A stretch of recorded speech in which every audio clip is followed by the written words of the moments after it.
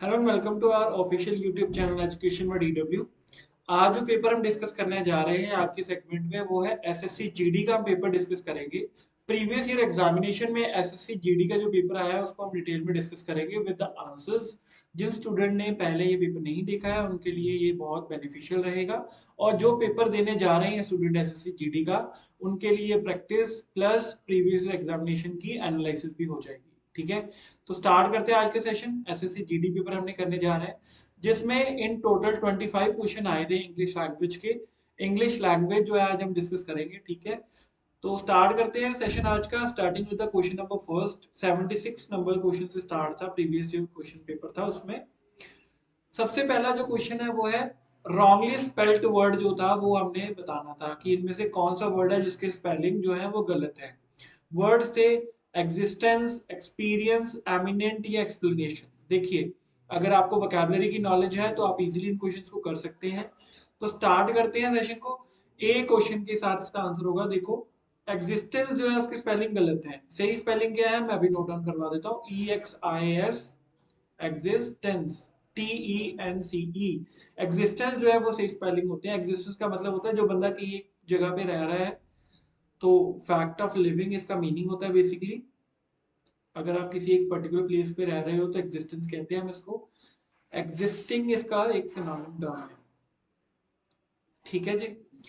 Second B experience, word clear है I hope. Eminent एक word आया है, जिनको नहीं पता वो लिख सकते हैं। एमिनेंट मतलब क्या होता है? एमिनेंट का वो जो चीज होती है वो बहुत फेमस होती है, रेपुटेड होती है, रिस्पेक्टेड होती है। ठीक है, तो ये सिनोनिम है इसके, लिख लो। फेमस, रेपुटेड एंड रिस्पेक्टेड जो वर्ड्स हैं वो इसके सिनोनिम होते हैं। ठीक है, एक्सप्लेनेशन के लिए सिनोनिम लिखना चाहो तो लिख सकते हो क्लैरिफिकेशन। क्लैरिफिकेशन आएगा, एक सिंप्लीफिकेशन भी आप लिख सकते हैं।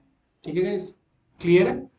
आई होप यहाँ तक क्लियर हो गया होगा फर्स्ट क्वेश्चन जिसमें रॉन्गली स्पेल्ड हमने ढूंढना था। ठीक है, मूव करते हैं आगे, क्वेश्चन नंबर 2 पे चलते हैं। सेकंड क्वेश्चन जो आपकी स्क्रीन पे है, डिफिकल्ट वर्ड साथ में नोट डाउन करते हुए चलना है आपने। सेकंड क्वेश्चन देखते हैं जिसमें आपने एक फिलअप को फिल करना था जो कि टेंस के हिसाब से अप्रोप्रिएट वर्ड होगा। ठीक है, a number of people dash to watch the live performance last night.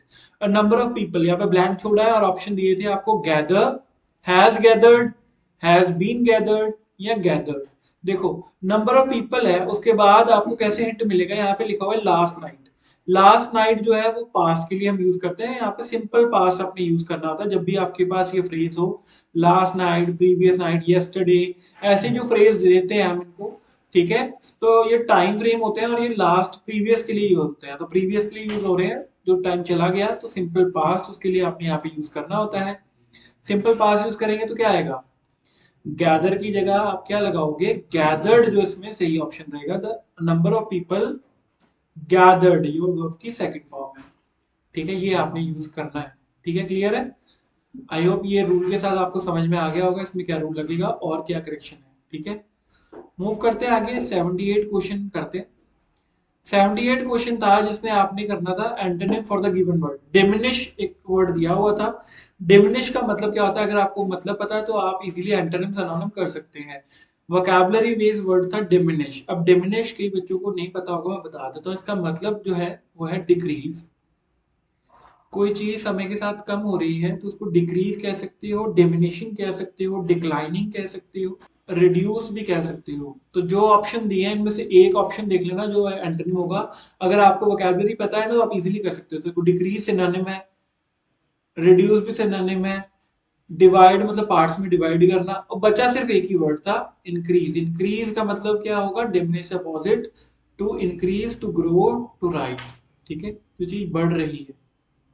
ठीक है, क्लियर है स्टूडेंट्स? तो आप एलिमिनेशन मेथड से भी इनको कर सकते हो अगर आपको वर्ड के मीनिंग पता है। क्लियर है? 79 क्वेश्चन क्या था देखते हैं। इसमें आपने सिनोनिम मार्क करना था। सिनोनिम किस वर्ड का मार्क करना था? वर्ड था अकम्पलिश। अब अकम्पलिश का मतलब क्या होता है?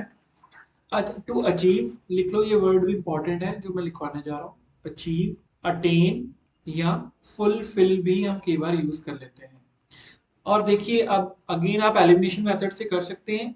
फेल का मतलब है हार जाना, लॉस। लॉस के लिए हम यूज कर सकते हैं। हिंडर मतलब किसी तरीके की रुकावट, इसका सिनोनिम होते हैं ऑब्स्ट्रक्ट, हिंडर, ऑब्स्ट्रक्ट, या फिर इम्पीड भी यूज कर सकते हो। इम्पीडमेंट मतलब होता है रुकावट, ठीक है। हैम्पर, ठीक है। तो आंसर क्या होगा, देखो, सफलता हासिल करना, ग्रो करना, किसी चीज को हासिल कर लेना, तो वो चीज होती है अकम्पलिशमेंट या अचीव। इसके सिनोनिम होंगे, सिनोनिम मार्क करना था, इसलिए आंसर डी है इसका, ठीक है। क्लियर है स्टूडेंट्स? मूव करते हैं आगे 80th क्वेश्चन पे। 80 क्वेश्चन आपकी स्क्रीन पे है, जिसमें आपने क्या करना था, एक वर्ड दिया हुआ है, वर्ड दिए हुए थे, select the word which means the same as the group of words given. तो इसको सिंपल में मैं बोलूँ तो वन वर्ड सब्स्टिट्यूशन का ये क्वेश्चन था। वन वर्ड सब्स्टिट्यूशन भी सिलेबस में इंपॉर्टेंट पार्ट है था। वन वर्ड सब्स्टिट्यूशन वोकैबुलरी के अंडर ही आता है, ठीक है। देखो, एक स्टेटमेंट दी होगी जिसके लिए आपको एक वर्ड लेना है। स्टेटमेंट क्या थी, अ मास ऑफ स्नो, यानी स्नो का ग्रुप, जहां पे स्नो इकट्ठा हुई है, गैदर हुई है, मास का मतलब ये है collection. Snow, ice and rocks, ये जब रैपिडली फॉल करते हैं माउंटेन साइड से, तो उस एक्टिविटी को क्या बोलते हैं, ग्लेशियर, एवलांच, आइसबर्ग या लैंडस्लाइड। देखिए स्टूडेंट्स, यहाँ पे कई बच्चों ने गलती की थी। बच्चों ने कईयों ने आंसर लैंडस्लाइड लगाया था, मगर लैंडस्लाइड आंसर नहीं है इसका। आंसर क्या है, एवलांच। एवलांच क्यों है, एवलांच में स्नो भी, आइस भी और रॉक्स भी, ये तीनों का कॉम्बिनेशन जो होता है ना, वो स्लाइड करके नीचे की तरफ गिरता है, ठीक है। तो इसका स्नो, आइस, रॉक्स जो इकट्ठे हैं ना, वो उसके लिए आप एवलांच लगाओगे। आइसबर्ग क्या होता है, जब स्नो का कोई पार्ट, यहाँ कह सकते हो आई शीट, आई शीट जब ओशन में गिरती है तो उसको हम कहते हैं आइसबर्ग। ये ग्लेशियर में होता है। ग्लेशियर क्या होता है, it is the mass of snow. Snowfall होती है तो उसके साथ एक बहुत कलेक्शन हो जाती है, ठीक है। तो उस गैदरिंग को हम बोलते हैं माउंटेन पे ग्लेशियर। और ग्लेशियर जब टूटते हैं तो आइसबर्ग होता है। और लैंडस्लाइड में सिर्फ रॉक्स ही स्लाइड करके आती है। तो सिर्फ रॉक्स के लिए पूछा गया होता तो लैंडस्लाइड आता, सिर्फ स्नो के लिए पूछा गया होता आइसबर्ग आता। यहाँ पे उन्होंने snow plus ice plus rocks तीनों के लिए पूछा है, तो वो आंसर होगा एवलांच, ठीक है। तो केयरफुली आंसर मार्क करना था, आंसर बी है इसका, एवलांच। नेक्स्ट क्वेश्चन 81 करते हैं। अब 81 क्वेश्चन में ईडियम पूछा गया था, इजी था ईडियम, कोई इतना डिफिकल्ट नहीं था। अंडर अ क्लाउड क्वेश्चन था। अंडर अ क्लाउड एक ईडियम है, उसका मीनिंग क्या है, under observation, enjoying favourable luck, experiencing cloudy weather या under suspicion. Under a cloud कई बार यूज किया जाता है, इसका आंसर होता है अंडर सस्पिशन। सस्पिशन, सस्पिशन का मतलब होता है डाउट, किसी तरीके के डाउट के अंदर वो बंदा, तो उसको हम कहते हैं अंडर अ क्लाउड। डाउट भी लिख सकते हो या डिसट्रस्ट भी लिख सकते हो, जिसपे भरोसा ना हो, तो तब भी आप ये वर्ड यूज कर सकते हो, अंडर अ क्लाउड, ठीक है। क्लियर है, ये इडियम भी क्लियर हो गया। जब आप किसी पे बिलीव नहीं करते तो आप कह सकते हो अंडर अ क्लाउड, ठीक है। मूव करते हैं आगे, 82nd क्वेश्चन करते हैं। 82nd क्वेश्चन था, select the meaning of the given idiom. अब अगेन ईडियम था, ईडियम पूछा गया था, get a kick out of, किसी चीज से किक मिलना। अब किक मिलना, किक का मतलब क्या है, अगर कोई बंदा किक ले रहा है किसी चीज से, मतलब वो उस चीज को एंजॉय कर रहा है, उसको वो चीज अच्छी लग रही है, कुछ सीख रहा है उस चीज से वो, ठीक है। तो इसका आंसर सीधा सीधा आपको मिल जाएगा, एंजॉय समथिंग। तो किसी चीज को अगर आप पसंद कर रहे हो, एंजॉय कर रहे हो, तो लिखोगे get a kick out of it. Clear है? आई होप ये इडियम भी क्लियर हो गया होगा। इजी था, इतना डिफिकल्ट नहीं था। अगर आप डेली वोकैबुलरी पढ़ते हो तो आपको इस चीज की नॉलेज होगी। आगे चलते हैं। अब यहाँ पे क्या था, आपको एक पैसेज दिया गया था, क्लोज टेस्ट वाला ये पार्ट था, इसमें आपको एक पैसेज दिया गया था। और पैसेज में करना क्या था आपने, देखिए स्टूडेंट्स, बहुत इजी था। इसको पैसेज को रीड करना, ब्लैंक दिए हुए थे, ठीक है। तो फर्स्ट ब्लैंक यानी 83 नंबर है, ये 84 है, दिस इज 84, 85 एंड 86, ऐसे ही ब्लैंक दिए हुए हैं। 83 ब्लैंक यहाँ पे क्या आएगा, अब इसको रीड करना है। इसको बोलते हैं बेसिकली, हम इस टेस्ट को पता क्या बोलते हैं, क्लोज टेस्ट। अगर आपको इस चीज के बारे में नहीं पता तो समझ लो। क्लोज टेस्ट होता है जिसमें एक पैसेज दिया होता है और ब्लैंक्स छोड़े होते हैं। वो ब्लैंक्स के लिए, हर एक ब्लैंक के लिए ऑप्शन दिए होते हैं। जैसे यहाँ पे 83 नंबर क्वेश्चन है, उसके ऑप्शन ये है, 84 के आगे है, 85 के, 86 के, ऐसे होते हैं। तो रीड करते हैं। An Italian town is offering to pay people up to 2000 euros to move there. The mayor of the town has made the dash in the hope of reversing dash town's declining population. तो एक Italian town है जो लोगों को offer कर रहा है 2000 euro कि वो उस टाउन में शिफ्ट हो जाए, और वहां का जो मेयर है उस टाउन का, उसने इस चीज का एक क्या दिया है, प्रेजेंट दिया है। प्रेजेंट मतलब होता है गिफ्ट। गिफ्ट और प्रेजेंट तो नहीं दिया है, उसने क्या दिया है आपको, प्रपोजल दिया है। प्रपोजल या ऑफर, तो आंसर क्या होगा, ऑफर दिया है। ऑफर के लिए एक और सिनोनिम लिखना चाहो तो प्रपोजल है, कि आप ये करते हो तो आपको ये चीज मिलेगी, तो वो ऑफर की तरह होता है। ठीक है, स्कीम, ऑफर, प्रपोजल, ये चीजें होती है सिनोनिम। तो यहाँ पे आएगा, made the offer in the hope of reversing the dash towns declining population. तो डैश की जगह टर्म क्या आएगी 84th में। 84 के लिए ऑप्शन देख लेते हैं पहले। ऑप्शन क्या थे आपको दिए हुए हैं, देखिए गाइस। 84 के लिए ऑप्शन दिए हुए हैं सम, वन, ए या द। ठीक है, अब देखो यहाँ पे क्या आएगा, रिवर्सिंग। रिवर्स क्या करना है, रिवर्स वो कर रहे हैं टाउन की डिक्लाइनिंग पॉपुलेशन। तो डिक्लाइनिंग पॉपुलेशन के लिए आप क्या लगाओगे, पर्टिकुलर लगाना पड़ेगा। आर्टिकल ही दिए हुए हैं सम, वन, अ या द, और कोई अप्रोप्रिएट नहीं रहेगा। पर्टिकुलर टाउन की पॉपुलेशन है, तो इसलिए आप द लगाओगे। The towns declining population will be the right answer. Clear students? आगे देखते हैं, रीड करते हैं और फिर क्वेश्चन 85 करेंगे। The population dash small towns of Italy. The population किस जगह की, स्मॉल टाउन की, इटली की। तो जगह को बिलोंगिंग के बारे में बात करें, प्रेपोजिशन हो गया। ऑप्शन में देख लेते हैं, ऑप्शन में क्या है, एट, बिटवीन, फ्रॉम या अमंग। 85 में क्या आएगा स्टूडेंट्स? अब देखो इस चीज में एक चीज बिल्कुल ध्यान से समझने वाली है कि यहाँ पे एक प्रेपोजिशन की जरूरत है। तो क्या लगाओगे, एड तो नहीं आ सकता। बिटवीन दो पार्ट्स में डिवीजन के लिए होता है। अमंग मोर देन टू के लिए। एक ही अप्रोप्रिएट है। फ्रॉम लगाओगे तो देखो ऑप्शन सही रह जाएगा। आप देख लो, एक बार चेक कर लो। यहाँ पे क्या आएगा, the population from small town of Italy. तो फ्रॉम लगाओगे तो आंसर बिल्कुल सही हो जाएगा। ठीक है, मूव करते हैं आगे। नेक्स्ट क्वेश्चन 86 है। 86 के लिए भी स्टेटमेंट रीड कर लेते हैं। पहले स्टेटमेंट रीड करेंगे फिर क्वेश्चन करेंगे। Small town of Italy dash to the big cities. अब जो लोग वहां पे रह रहे हैं, पॉपुलेशन जो है इटली के स्मॉल टाउन की है, वो क्या कर रही है, क्या कर रही है। ऑप्शन है देखो, माइग्रेटेड, ट्रांसपोर्टेड, ट्रांसफर्ड या इमिग्रेटेड। देखो, लोग जब एक जगह से दूसरी जगह घूम निकल जाते हैं, चले जाते हैं, तो वो क्या चीज होती है, माइग्रेशन होती है। तो माइग्रेटेड आएगा। इमिग्रेटेड का मतलब होता है कोई बंदा किसी कंट्री में आ रहा है, तो अराइवल के लिए, कमिंग के लिए हम टर्म यूज करते हैं इमिग्रेटेड। ठीक है, अब लोग जा रहे हैं इसलिए माइग्रेटेड टर्म यूज करोगे। ट्रांसपोर्ट गुड्स को किया जाता है, और ट्रांसफर रैंक या कोई पोजीशन में हम करते हैं। ठीक है, तो लोग जो है एक जगह से दूसरी जगह जा रहे हैं, इसलिए अप्रोप्रिएट टर्म्स क्या होगा, माइग्रेटेड। सिनोनिम इसका होता है शिफ्टेड। क्लियर है? 86 क्वेश्चन भी आई होप सभी को क्लियर हो गया होगा। अब लास्ट क्वेश्चन करने के लिए भी हमें फिर से पैसेज पढ़ना पड़ेगा जिसमें क्लोज से सब कर रहे थे। लास्ट क्वेश्चन क्या था देखो, migrated to the big cities living dash only the age people. Living के साथ अब कौन सा प्रेपोजिशन लगता है, ऑप्शन क्या है देखो, बियॉन्ड। बियॉन्ड मतलब लिमिट से आगे, बिलो मतलब लेवल से नीचे, बिहाइंड यानी पीछे, बिफोर यानी उससे पहले। तो लोग जो है शिफ्ट कर रहे हैं, पीछे छोड़ के जा रहे हैं ओल्ड एज पर्सन को। तो पीछे के लिए हम क्या टर्म यूज करते हैं, बिहाइंड ही आएगा। ठीक है, तो लिविंग के साथ आप कौन सा प्रेपोजिशन यूज करते हो, लिविंग बिहाइंड। इसके अलावा और कोई प्रेपोजिशन यूज नहीं होगा। क्लियर है? तो लीविंग के साथ आप बिहाइंड लगाओगे और ये क्लोज जो है आपका कंप्लीट हो जाएगा। ठीक है, चलते हैं आगे क्वेश्चन पे। अब 88 क्वेश्चन से आगे रीड करेंगे। 87 तक हमने क्लोज से कर लिया है। अब फिर आगे 88 क्वेश्चन में एंटोनिम पूछा गया था। किस वर्ड का पूछा गया था, कन्विक्टेड टर्म का। अब कन्विक्टेड का मीनिंग अगर आपको पता होगा तो आप इजीली कर लोगे। कन्विक्ट का मतलब होता है ब्लेम लगाना। ठीक है, गिल्टी सिनोनिम हो सकता है, कसूरवार कह सकते हो। ठीक है, तो अलीग जो है वो भी सिनोनिम है इसका। इसका मतलब होता है क्लेम करना, डिक्लेयर करना। अलीग भी इसका सिनोनिम होगा।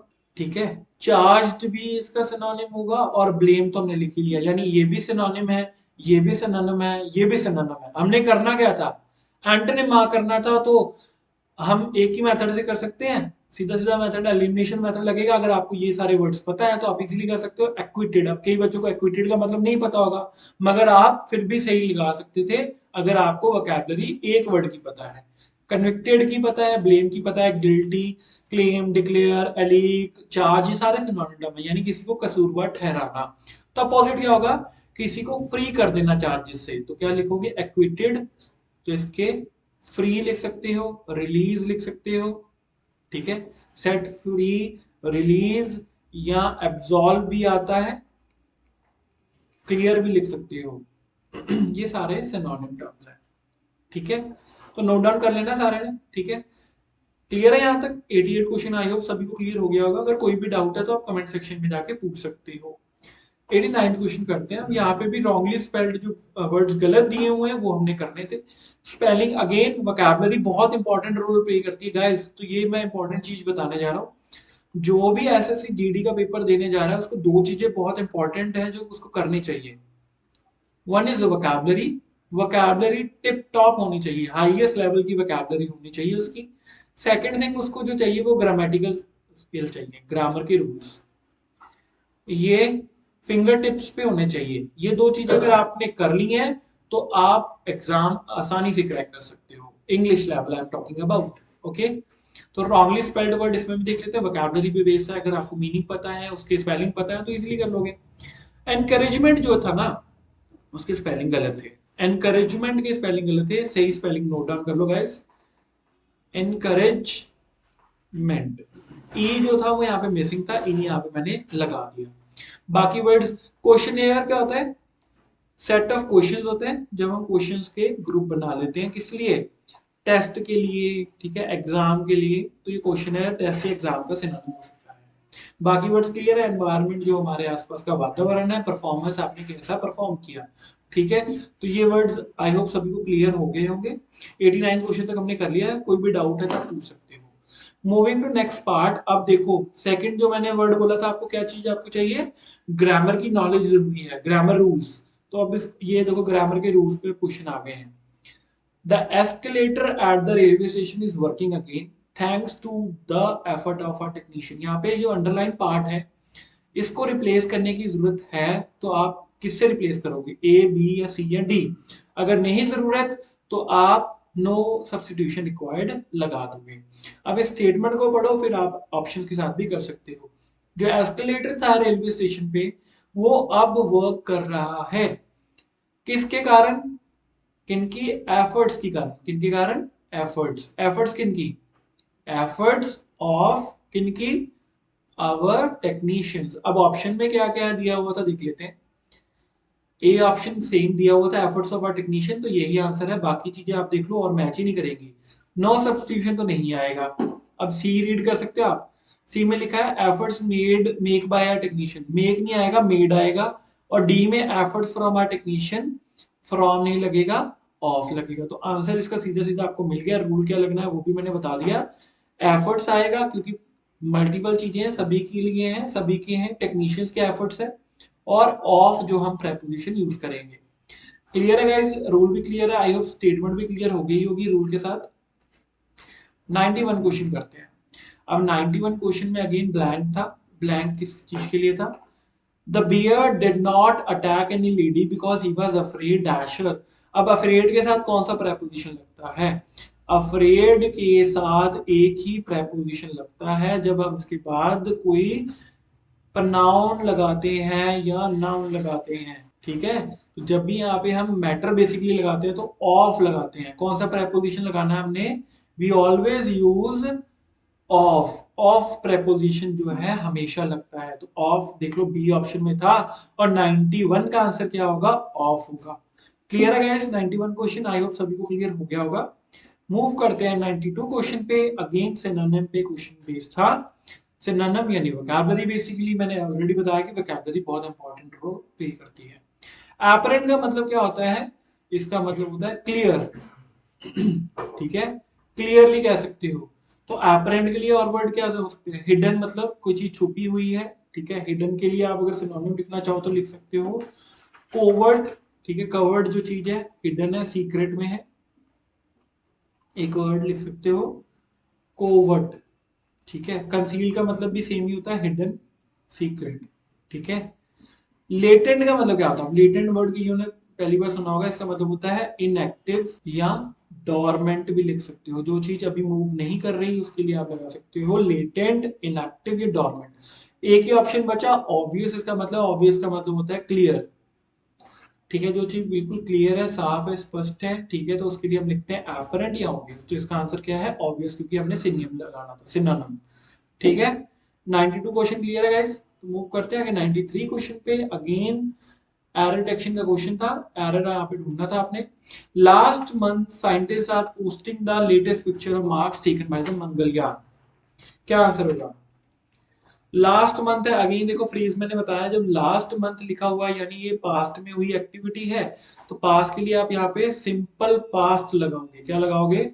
सिंपल पास्ट, यानी वर्ब की सेकंड फॉर्म आप लगाओगे। अब ऑप्शन में देख लो, ये तो नहीं होगा, हैव बीन भी नहीं, परफेक्ट फॉर्मेशन भी नहीं आएगी, और फ्यूचर कंटिन्यूस भी नहीं आएगी। सीधा यहाँ पे पोस्टेड जो है वर्ब की सेकंड फॉर्म है, और यही इसका आंसर है। रूल क्या लगेगा कि जब भी हमारे पास लास्ट मंथ, यस्टरडे, प्रीवियसली ऐसे वर्ड लिखे होंगे ना, तो तब आप बिना सोचे समझे पास्ट, सिंपल पास्ट लगाएंगे, यानी वर्ब की सेकंड फॉर्म आप यूज करेंगे। या फिर ऑप्शन में डिड प्लस वी1 लिखा हो तो भी आप यूज कर सकते हैं। क्लियर है? 93 क्वेश्चन आई होप सभी को क्लियर हो गया गाइस। कोई डाउट हो तो पूछ सकते हैं आप कमेंट सेक्शन में। 94th क्वेश्चन करते हैं students. Select the most appropriate word to fill in the blank. He was dash from jail only last month. Again यहाँ पे लास्ट मंथ लिखा है, यानी पास्ट है। देखो एक ही रूल कई बार यूज हो रहा है, सिंपल पास यूज होगा। सिंपल पास यानी वर्ब की सेकंड फॉर्म यूज कर लो, यहाँ डिड प्लस वी1 यूज कर लो। ऑप्शन में क्या है? इम्प्रिजन, रिलीज्ड, अरेस्टेड या सेंट। अब देखो इसमें अलग चीज है, इसमें अलग ऑप्शन लगेगा। ऑप्शन ये है कि देखो यहाँ पे ऑप्शन थे इम्प्रिजन। इम्प्रिजन यानी कैच में करना, ठीक है, तो होल्ड करना। प्रिजन का मतलब है टू कैच। अरेस्ट, तो अरेस्ट तो नहीं किया गया ना, उसको रिलीज किया गया है, ठीक है, तो जेल से उसको रिलीज किया गया, तो रिलीज इसका आंसर होगा। तो इम्प्रिजन और अरेस्टेड जो है बिल्कुल कॉन्ट्राडिक्टरी यानी अपोजिट टर्म थे, ये बिल्कुल गलत है। सेंट भी वही मतलब है कि भेज दिया, मगर हम कह रहे हैं उसको रिलीज किया गया। रिलीज किया मतलब छोड़ा गया, जेल से निकाल दिया गया। ठीक है, क्लियर है? 94 क्वेश्चन रिलीज इसका आंसर होगा। 95 क्वेश्चन देखते हैं। अब यहाँ पे भी देखो, इसको थोड़ा सा अलग ट्विस्ट से दिया, ग्रामेटिकल एरर ही ढूंढना था इसमें। एरर क्या है, किस पार्ट में एरर है वो हमने बताना था। Before the president can start his speech he was interrupted by his secretary. देखो सेंटेंस सारा बिफोर के बाद क्या होता है? पास्ट यूज होता है। क्या यूज होता है? पास्ट यूज होता है। यहाँ पे पास्ट यूज हुआ था, यहाँ पे पास्ट नहीं यूज हुआ, क्योंकि यहाँ पे क्या है? Can start. तो कैन स्टार्ट में गलती है, देखो ये वाला तो बिल्कुल सही था, इसमें कोई गलती नहीं है। ये वाले में गलती थी, तो आंसर हमने वही ढूंढना था, वो वाला सेगमेंट जिसमें कोई गलती है। यहाँ पे कैन स्टार्ट की जगह आप क्या लगाओगे? Could plus start. ठीक है, तो बिफोर द भी सही है, वॉज इंटरप्टेड भी सही है। आंसर क्या है? Could start. 96 क्वेश्चन पे चलते हैं। आई होप ये रूल के साथ सभी को क्लियर हो गया होगा। कोई डाउट है तो you can ask. Moving to next question. 96 question है, रीड करें गाइस। यहाँ पे ब्रॉट हिम होम को रिप्लेस करना है अगर आपको लगता है कि सब्स्टिट्यूशन की रिक्वायरमेंट है, यानी ये भी ग्रामर के ऊपर बेस्ड है। His grandfather finds the, finds यानी ये सिंपल प्रेजेंट है। देखो सीधा सीधा पता लग रहा है कि सेंटेंस किसमें है? सिंपल प्रेजेंट में है, तो सिंपल प्रेजेंट यहाँ पे लगाना पड़ेगा। इन्होंने क्या लगाया? वर्ब की सेकंड फॉर्म लगाई, जो गलत है। आप क्या लगाओगे? V1 plus SES for singular. देखो ब्रिंगिंग होम कंटिन्यूस एक्टिविटी नहीं आएगी, ये भी नहीं है। ब्रिंग्स या हैज ब्रिंग परफेक्ट नहीं यूज होगी, क्या यूज होगी? सिंपल प्रेजेंट यूज होगी, सिंपल प्रेजेंट ब्रिंग्स। देखो V1 प्लस SES लगा, तो आंसर क्या होगा? सी। 96 का आंसर क्या है? Brings him home. रूल क्या लगेगा? क्योंकि सेंटेंस सिंपल प्रेजेंट में है, तो सिंपल प्रेजेंट हम verb plus V1 plus SES लगाते हैं। क्लियर है गाइस? 97 क्वेश्चन करते हैं। Select the most appropriate word to fill in the blank. Fill in the blank का क्वेश्चन है। His proposal was not dashed to me. Accessible मतलब reachable, पहुंच तक तो नहीं कह रहा ना। उसका जो प्रपोजल है मुझे मंजूर नहीं है। मंजूर के लिए आप क्या टर्म लगाते हो? आंसर लगाते हो एक्सेप्टेबल। अडेप्ट का मतलब है चेंज अकॉर्डिंगली, उसके हिसाब से ढल जाना। ठीक है, एपरेंट हमने ऑलरेडी किया है, मतलब क्लियरली। हम कह रहे हैं मंजूर नहीं है। एक्सेप्टेबल टर्म इसके लिए बिल्कुल अप्रोप्रिएट फिट है, और एक्सेप्टेबल ही इसमें सेट बैठेगा। क्लियर है गाइस? सभी वर्ड्स के मीनिंग भी लिख के चलो, इंपॉर्टेंट वर्ड्स मैंने मार्कआउट करवाए हैं। 98 क्वेश्चन है। अब वन वर्ड सब्स्टिट्यूशन के लिए क्वेश्चन था। हु लव्स मैनकाइंड, जो मैनकाइंड को प्यार करता है उसको हम क्या बोलते हैं, उसको हम बोलते हैं फिलैंथ्रोपिस्ट। फिलैंथ्रोपिस्ट इसका आंसर है, स्टूडेंट ध्यान से समझ लेना, फिलैंथ्रोपिस्ट इसका आंसर है। और बाकी वर्ड्स क्या है, देखो मैनकाइंड लवर इसको बोलते हैं, जो मैनकाइंड को प्यार करता है। इसका अपोजिट होता है misanthrope, misanthrope who hate mankind, who hates mankind, ठीक है। बाकी टर्म्स भी देख लो, मिसोगाइनस क्या होता है, वुमेन हेटर होते हैं, जो वुमेन को हेट करता है, वुमेन हेटर बोलते हैं उसको, ठीक है। और मिसोगैमिस होते हैं जो मैरिज को हेट करता है, मैरिज हेटर, जिसको मैरिज पसंद नहीं है वो मिसोगैमिस्ट होते हैं, ठीक है। 98 क्वेश्चन क्या है, सभी को क्लियर हो गया होगा। बाकी वर्ड्स भी जो मैंने लिखवाए हैं, बाकी वर्ड्स भी नोट डाउन कर लो, ठीक है, इंपॉर्टेंट है। ठीक है, मूव करते हैं नेक्स्ट क्वेश्चन पे। 99 क्वेश्चन आपकी स्क्रीन पे है गाइस, केयरफुली देख लो। 99 question, the question that there is life on other planets baffles scientist. Again वही पार्ट है, सेगमेंट किस सेगमेंट में एरर है वो हमने ढूंढना है। द क्वेश्चन के बाद यहाँ पे लगाया डैट। अब यहाँ पे पूरी फ्रेज क्या है, दिस इज डाउटफुल, ये सारी फ्रेज क्या है, डाउटफुल है, इस पे डाउट है। तो डाउटफुल के लिए आप क्या लगाते हो, या तो इफ लगाते हो या फिर क्या लगाते हो, वेदर, इफ या वेदर। कहाँ पे, ये वाले रिपोर्टिंग वर्ब में। तो यहाँ पे डैट लगाया हुआ, डैट नहीं आएगा तो आंसर क्या होगा, ए। द क्वेश्चन डैट की जगह क्या लगाओगे, the question whether there is life, whether there is life on earth other planets baffles scientist. तो ये डाउटफुल चीज है इसलिए हम लगाएंगे वेदर, ठीक है। तो आंसर क्या होगा, the question whether there is life on earth. Clear है। 99 क्वेश्चन हमने किया। लास्ट क्वेश्चन इस सेगमेंट में, जो लास्ट जो क्वेश्चन आया था एग्जामिनेशन में, 100 क्वेश्चन था, उसको भी कर लेते हैं। The day he won the Grammy award was red letter day in the singer's life. अब इसमें भी ग्रामेटिकल पार्ट किसी में एरर है, देख लेते हैं। आंसर था डी, ध्यान से समझना। यहाँ पे लिखा हुआ है, देखो वो दिन जिस दिन उसने ग्रैमी अवार्ड जीता, वो उसके लिए एक रेड लेटर डे था। एक के लिए एक आर्टिकल लगाना पड़ता है हमें, अ लगाएंगे तो क्या लगाओगे, अ रेड लेटर डे।